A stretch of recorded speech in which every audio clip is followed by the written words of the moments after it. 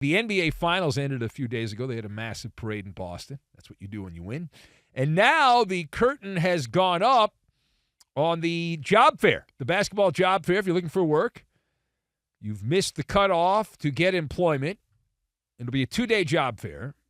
You're on Wednesday night. You've got the first round, and then they've turned this into a 2-day event. I was actually texting somebody from the NBA world, and it was like, boy, I bet the NBA wishes they could go back to when they had an 8-round draft or at least a 4-round draft so they could milk this into a 3-day event.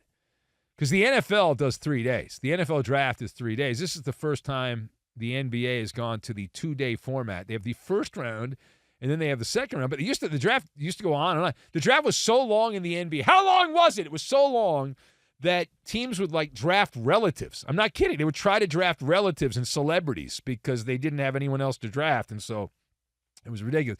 Anyway, 2-day affair, and in the lead-up to the Bafo Sacco event, much of the noise has been about the spawn of Bron. The spawn of Bron. Now, I don't know if you've been paying any attention to this. I don't know how you could have avoided it if you're consuming sports content, which you clearly are at this time, but maybe you missed it. So Bronny James continues to be the most interesting man in the world, at least in the eyes of many.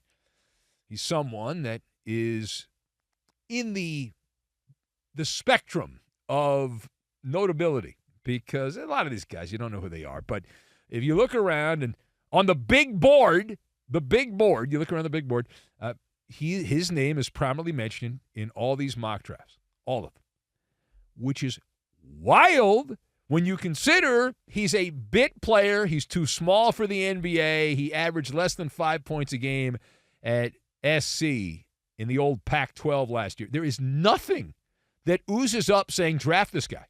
In fact, the only thing that would tell you to draft this guy is his DNA. That's it. Period. Stop. That's all. And he's the belle of the ball. Or is he?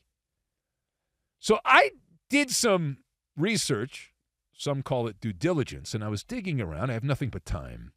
And I was digging around, and I saw the latest comments by the Toronto basketball team, the Raptors, who said that they have interest in Bronny James. And I have yet to find anyone on the record, any team, anyone who works for a team that has gone on the record to say negative stuff and put their name on it about LeBron James' kid. So let us discuss the question, why are so many who are employed in the NBA either praising Bronny James' draft status or just saying nothing at all, which is akin to praising?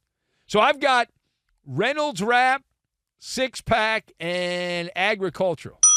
And we will combine all of these things together, and we are going to make some cookies because I made cookies. So that's why. All right, now, I know this from watching mob movies over the years, many of them. They don't make them as much now as they used to, but back in the day, they were very popular mob movies. I know from my experience watching mob movies, you're never supposed to publicly trash the mob boss. And LeBron, in this little story, this little ditty, if you will, LeBron James is the dawn of the league. And you cannot point out the flaws of the Godfather and that his kid, his DNA, is not going to be a prodigy and shouldn't even be drafted. I mean, that's the reality. Should not even be drafted here. And it goes against the decorum of the NBA to point this out. Now, what a quagmire you've got. So instead, what ends up happening here when people are talking about Bronny James, you get the Reynolds Wrap, the aluminum foil that has the middle part there, the roll. It's hollow, right? They put the foil around it. They wrap the foil around it. It's hollow nonsense is what it is. You whisper sweet nothings publicly. We really like him. Drew, he was compared to Drew Holiday. I think he'd be like Drew Holiday. That was one of the comparisons. There's been a bunch of other ridiculous comparisons that have been out there. Every word has been sugar-coated about scrawny Bronny, and you point that out. It is the paragon of nepotism that we're even having this conversation on the eve of the NBA draft, that Bronny James, in a just world where if you're just judged off the body of your work and your skill set, you're not drafted. Bronny James is not drafted. But you think Bronny James is going to not be drafted? Because I don't. I hope I'm wrong, but I believe he's going to get drafted in round 1. I think at the end of round 1, someone's going to take Bronny James. And if not, he'll definitely be picked in the second round, because he better be picked in the second round, because if he's not picked, LeBron will turn into a fire-breathing dragon. You better not embarrass LeBron James. And King James will make some phone calls, and if you embarrass him, watch out, right? Watch out. He'll bring in the goons. You don't want to mess with him. All right, now, page 2 here. We open up the trading post. We had a first trade.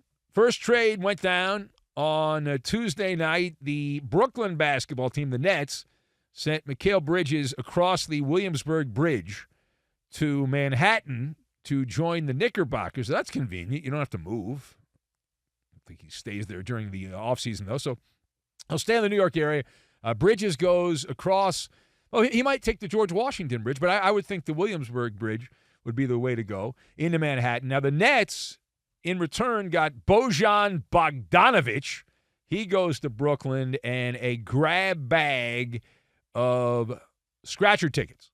You just hope one of them hits. Grab bag of scratcher tickets, including 4 unprotected first-round picks, a pick swap, and a partridge in a pear tree.